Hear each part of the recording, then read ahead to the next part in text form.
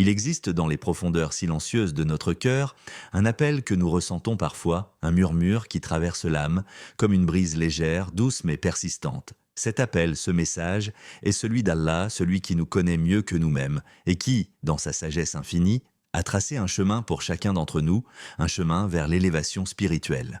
Nous qui nous perdons souvent dans le tumulte du monde matériel, ignorons parfois que ce message divin, que notre âme cherche à entendre, résonne constamment autour de nous. Mais combien de fois avons-nous vraiment écouté? Le Coran nous dit, c'est en rappelant Allah que les cœurs trouvent la paix. Sourate 13, verset 28. Mais qu'est-ce que cela signifie vraiment? Trouver la paix dans un monde si agité, si plein de doutes et d'incertitudes. Ce n'est pas une paix ordinaire, pas un apaisement superficiel des inquiétudes quotidiennes.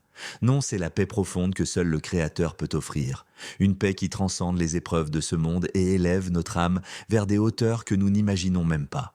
Lorsque nous nous arrêtons un instant pour réfléchir, pour méditer sur l'immensité de l'univers, de la création d'Allah, nous sommes confrontés à un mystère profond. Pourquoi avons-nous été créés? Pourquoi, parmi toutes les âmes de ce monde, avons-nous été choisis pour vivre cette existence, pour expérimenter ce voyage spirituel? Le prophète Muhammad nous enseigne dans un hadith authentique, Allah dit « Je suis comme mon serviteur pense de moi ». Sahih Muslim. Dans chaque moment de doute, dans chaque épreuve que nous traversons, nous avons la possibilité de redéfinir notre relation avec Allah, de lui accorder une confiance inébranlable, mais pour cela, il nous faut une ouverture d'esprit, un cœur prêt à recevoir sa lumière. Lorsque nous cessons de lutter contre les épreuves de la vie, quand nous acceptons humblement notre place dans ce grand plan divin, c'est là que nous commençons à entrevoir la véritable élévation. Pensez à l'histoire de Moussa, Moïse, lorsqu'il se tenait devant la mer Rouge, ses ennemis se rapprochant, et il ne voyait aucune issue. Le peuple d'Israël, pris de panique, se tournait vers lui, se demandant « Que faire maintenant ?» Et c'est à ce moment précis, dans ce vide total, que la réponse d'Allah arriva « Marche et tu verras ma puissance ». Et la mer s'ouvrit devant lui. Allah lui avait donné la foi et la certitude qu'aucune difficulté n'est insurmontable lorsque nous agissons en toute confiance en sa volonté. Cela nous rappelle, chers frères et sœurs, que souvent, ce que nous percevons comme une impasse dans notre vie n'est en réalité qu'un prélude à un miracle que seule la foi peut révéler.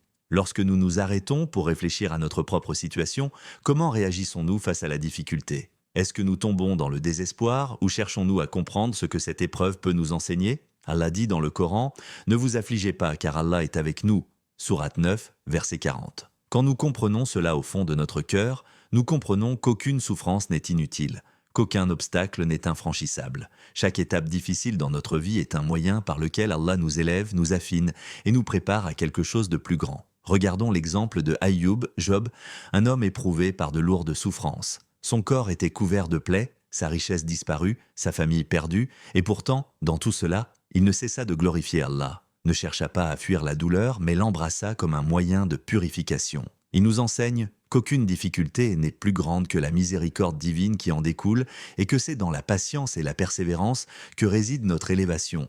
Mais combien de fois oublions-nous cela? Combien de fois, face à une épreuve, la tentation est grande de se laisser engloutir par la frustration, le désespoir, l'isolement? C'est là que le message divin entre en jeu, que l'âme, si elle est ouverte, trouve cette petite étincelle de lumière dans l'obscurité. Le prophète nous rappelle, lorsque Allah aime un serviteur, il le soumet à l'épreuve. Sahih al-Bukhari. Pourquoi? Parce que c'est dans l'épreuve que nous découvrons notre véritable potentiel. C'est dans la difficulté que notre cœur se purifie, que notre foi se renforce et que notre relation avec Allah devient plus profonde. Parfois, nous cherchons des réponses à nos souffrances, nous questionnons le sens de ce que nous traversons. Mais au lieu de chercher des réponses extérieures, le message divin nous appelle à une introspection profonde. Peut-être que la vraie réponse n'est pas dans l'événement lui-même, mais dans la manière dont nous choisissons de le vivre, dans la manière dont nous choisissons de répondre à ce qui nous arrive.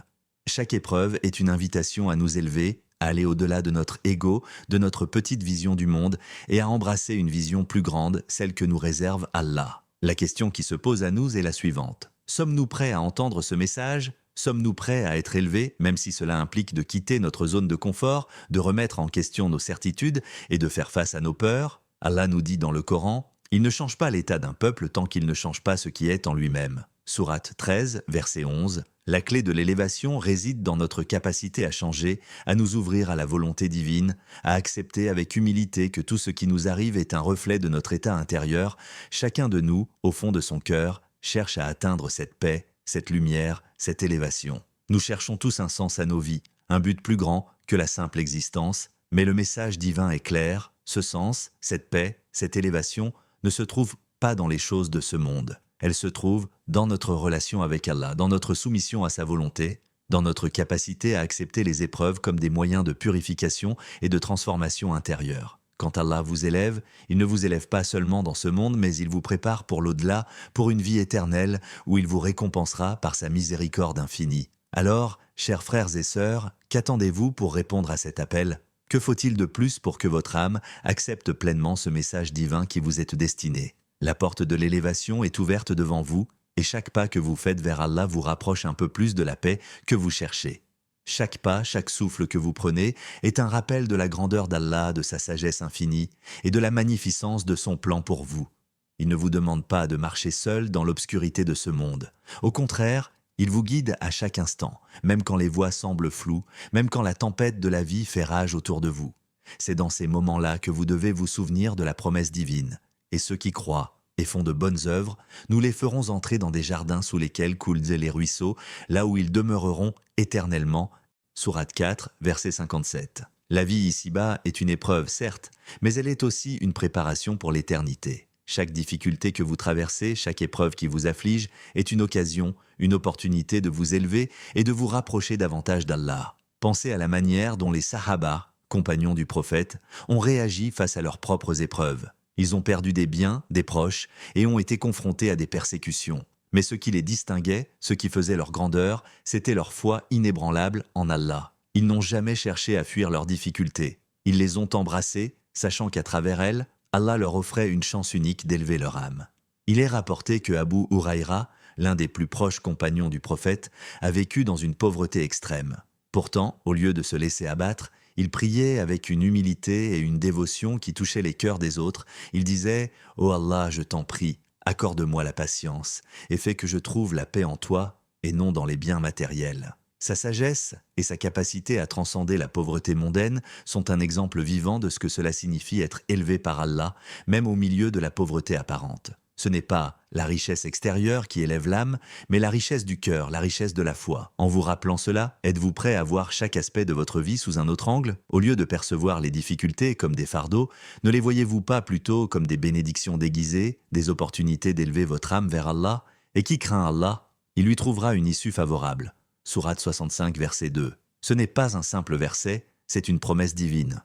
Une promesse que, même dans l'adversité, la crainte d'Allah et la recherche de sa satisfaction ouvriront des portes que vous n'auriez jamais imaginées. Le prophète nous rappelle, Allah a dit « Je suis avec celui qui me cherche sincèrement ». Sahih al-Bukhari, cette proximité avec Allah, cette élévation spirituelle n'est pas réservée aux parfaits, mais à ceux qui, sincèrement, cherchent à se rapprocher de lui, qui se tournent vers lui avec un cœur pur, qui même dans leur faiblesse, cherchent à se perfectionner. La véritable élévation n'est pas seulement une élévation dans ce monde, mais une élévation dans la vision spirituelle, un élargissement de la conscience divine.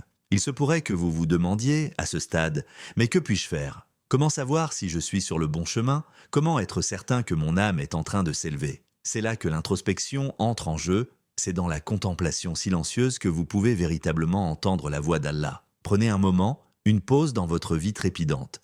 Fermez les yeux et demandez-vous « Qu'est-ce que Allah attend de moi à ce moment précis de ma vie ? Suis-je en harmonie avec sa volonté ? » Cela peut sembler difficile, mais c'est dans ce silence intérieur que vous trouverez la vérité.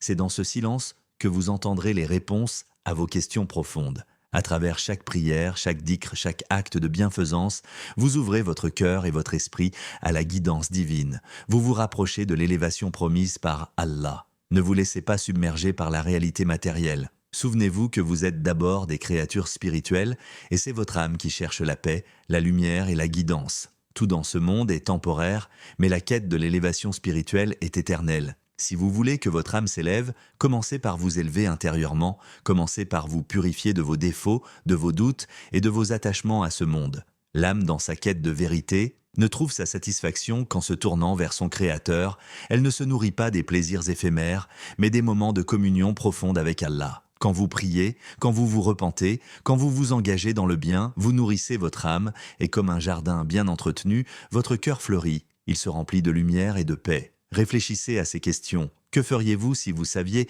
que chaque moment de dévotion vous rapproche de l'élévation spirituelle?